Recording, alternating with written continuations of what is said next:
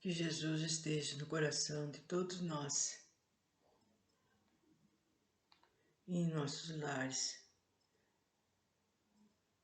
Que a paz ilumine essa humanidade que está cada vez pior, gente. De tanto problema. E o que é? Não se respeita. Não existe o amor verdadeiro. Mas, como nós estamos tratando aqui a respeito dos bons ou dos maus espíritos, nós vamos em frente, porque vai ser muito útil para todos nós. Questões sobre a natureza e a identidade dos espíritos. Por quais sinais se pode reconhecer a superioridade ou a inferioridade dos espíritos? Pela sua linguagem, como distinguis um estovado de um homem sensato.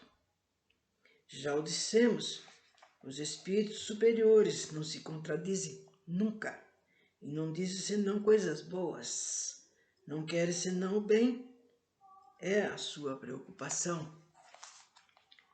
Os espíritos inferiores estão ainda sob o império das ideias materiais. Seus discursos se ressentem da sua ignorância e da sua imperfeição.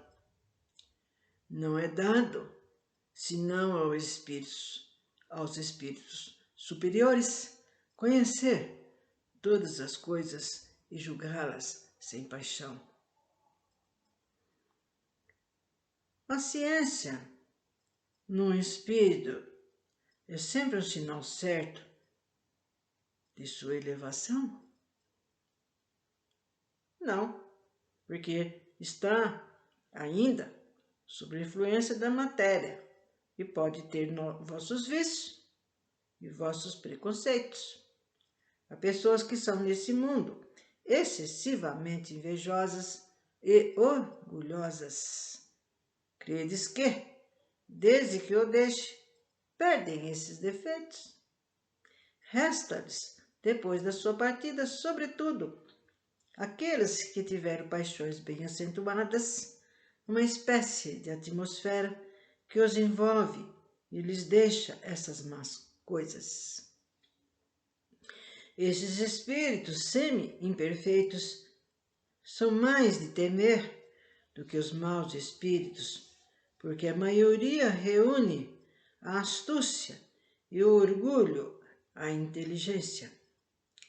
Pelo seu pretenso saber, se impõe às pessoas simples e aos ignorantes que aceitam sem controle suas teorias absurdas e mentirosas.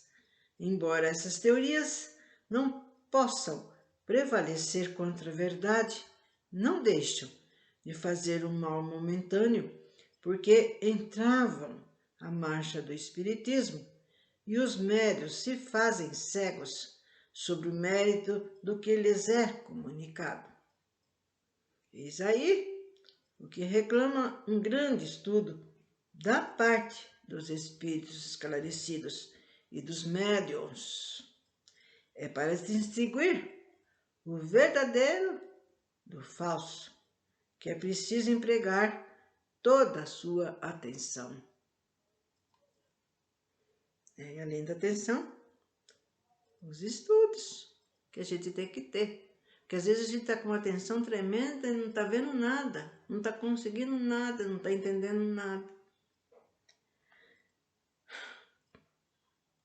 Terceiro, muitos espíritos protetores se designam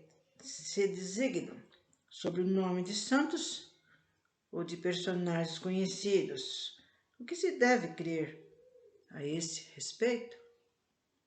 Todos os nomes de santos e de personagens conhecidos não bastariam para fornecer um protetor a cada homem. Entre os espíritos, há poucos que tem um nome conhecido na terra. Por isso, muito frequentemente, não o dão, mas quase sempre quereis um nome. Então, para vos satisfazer, tomam o de um homem que conheceis e respeitais. Quarto, esse nome emprestado não pode ser considerado como uma fraude. Seria uma fraude da parte de um mau espírito que quisesse enganar, mas quando é para o bem, Deus permite que ocorra assim entre os espíritos de uma mesma ordem, porque há entre eles solidariedade e semelhança do pensamento. Quinto, assim, quando um espírito protetor se diz ser São Paulo, por exemplo, não é certo que seja o próprio espírito ou a alma do apóstolo desse nome. De modo algum, porque encontrais milhares de pessoas que disseram que o seu anjo guardião é São Paulo ou qualquer outro. Mas que vos importa se o espírito que vos protege é tão elevado quanto São Paulo? Eu vos disse, precisais de um nome, e eles tomam um para se fazer chamar e reconhecer como tomais do batismo, para vos distinguir dos outros membros de vossa família.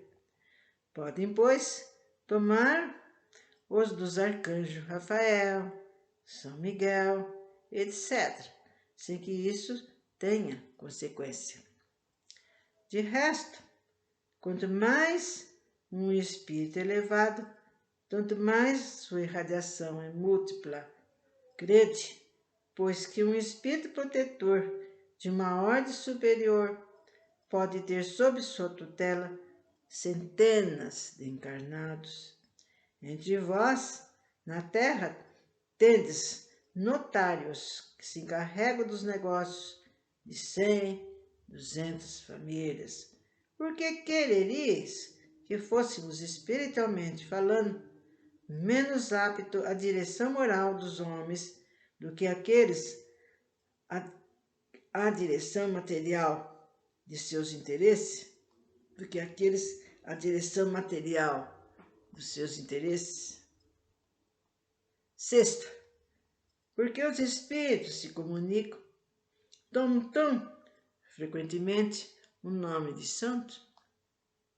Identifico-se com os hábitos daqueles a quem falam e tomam os nomes que são de natureza a causar sobre o homem maior impressão em razão de suas crenças. Certos espíritos superiores que se evocam vêm sempre em pessoa ou, como creem alguns, vêm por mandatários encarregados de transmitir o seu pensamento. Por que não viriam em pessoa se o podem? Mas, se o espírito não pode vir, esse será forçosamente um mandatário. O mandatário é sempre suficiente esclarecido para responder como faria o espírito que o envia. Os espíritos superiores sabem a quem confiam o encargo de o substituir. Aliás, quanto mais os espíritos são elevados, tanto mais se confunde no pensamento comum, de tal sorte que para eles a personalidade é uma coisa indiferente e deve ocorrer o mesmo para vós. Credes que não haveria no mundo espíritos superiores a não ser aqueles que haveis conhecido na terra, capazes de vos instruir?